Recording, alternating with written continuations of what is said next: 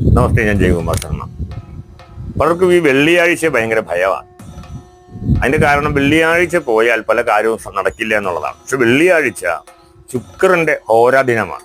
അതുകൊണ്ട് തന്നെ ശുക്രനുമായി ബന്ധപ്പെട്ടിട്ടുള്ള പല കാരണങ്ങൾക്കും വെള്ളിയാഴ്ച പോകുന്നത് ശ്രേഷ്ഠമാണ്. പ്രധാനമായിട്ടും പെണ്ണ് കാണാൻ പോവുക, വിവാഹ കാര്യത്തെക്കുറിച്ച് ആലോചിക്കാൻ പോവുക, അതുപോലെ വാഹനം, അതുപോലെ തന്നെ വസ്ത്രങ്ങൾ, സ്വർണ്ണാഭരണങ്ങൾ എടുക്കാൻ പോവുക, ഇങ്ങനെയുള്ള ഇത്തരം കാര്യങ്ങൾക്കെല്ലാം വെള്ളിയാഴ്ച വളരെ ശോഭനമായിട്ടുള്ളൊരു ദിവസമാണ്. പക്ഷെ പലരും പറയണ കേൾക്കാം, വെള്ളിയാഴ്ചയല്ലേ, വെള്ളിയാഴ്ചയായിട്ട് പോകണ്ട എന്നൊക്കെ വിചാരിക്കുന്നുണ്ട്. പക്ഷെ വെള്ളിയാഴ്ച നമ്മൾ ഉദ്ദേശിക്കുന്ന പോലെ അത്രയും മോശമായൊരു സമയമല്ല.